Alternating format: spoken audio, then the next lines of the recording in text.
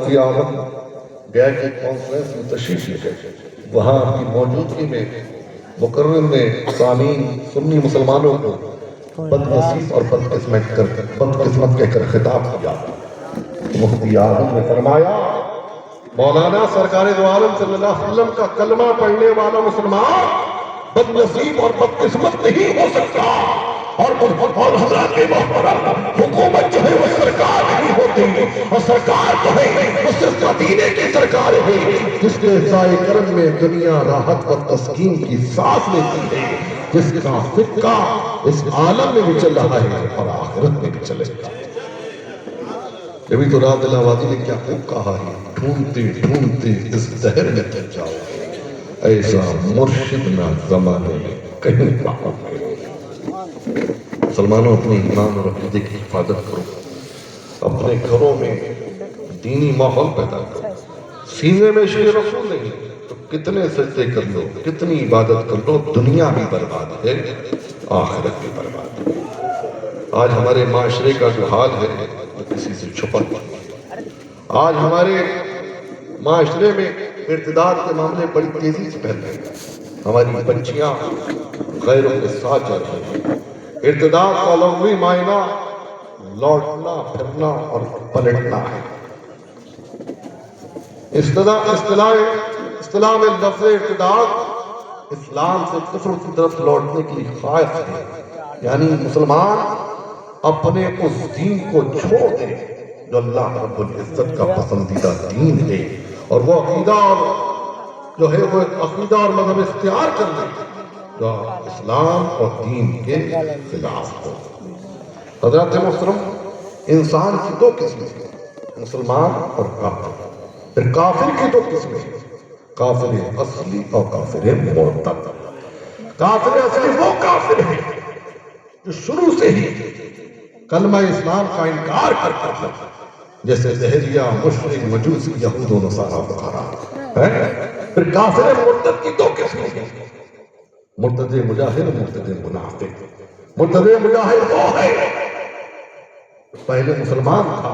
پھر کھلم کھلا اسلام سے پھر گیا اور کلمہ لا الہ الا اللہ کا انکار کر کے معاذ اللہ دہریہ، مشرک، مجوسی وغیرہ کچھ بھی ہو گیا۔ اور مرتد منافق وہ ہے کلمہ لا الہ الا اللہ بھی پڑھتا ہے، اپنے آپ کو مسلمان ہی کہتا ہے، مگر اللہ رب العزت اور سرکار دو عالم صلی اللہ علیہ وسلم اور تمام نبیوں میں سے کسی کی توہین کرتا ہے، اور ضروریات دین میں سے کسی بات کا انکار کرتا ہے۔ حضرات محترم، اب مسلمان کی دو قسمیں ہیں، صحیح مسلمان اور گمراہ۔ صحیح مسلمان وہ ہے جو ضروریات دین کو تسلیم کرنے کے ساتھ ساتھ ضروریات اہل سنت کو بھی مانتا ہو، تسلیم کرتا ہو، اور گمراہ وہ بد مذہب ہے جو ضروریات اہل سنت میں سے کسی چیز کا انکار کرتا ہو، مگر اس کی بدمذہبی جو ہے وہ حد کفر تک نہ پہنچے ہو۔ حضرات محترم، حضرت عمر فاروق اعظم رضی اللہ عنہ کی روایت ہے کہ پیارے آقا حضور صلی اللہ علیہ وسلم نے فرمایا کہ تم میں سے ہر ایک جو ہے وہ حاکم ہے، اور ہر ایک سے اس کی رعایا کے بارے میں سوال ہوگا، اور حاکم سے مراد منتظم، نگراںکار اور محافظ ہے۔ اب جو کوئی بادشاہ ہے اس سے اس کی رعایا کے بارے میں سوال ہوگا کہ اس نے اس کی حق ادا کیے نہیں، اس کی جان مال کی حفاظت کی یا نہیں۔ مرد اپنے گھر والوں کا حاکم ہے، اس سے ان کے متعلق سوال ہوگا،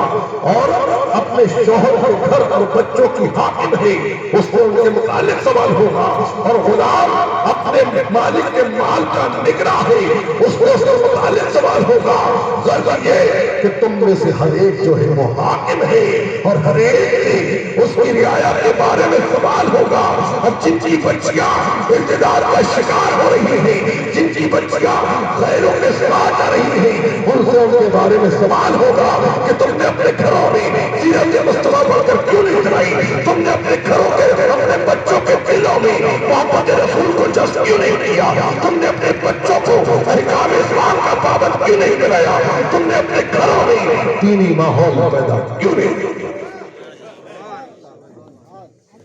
آج آج ہمارے معاشرے میں طرح طرح کی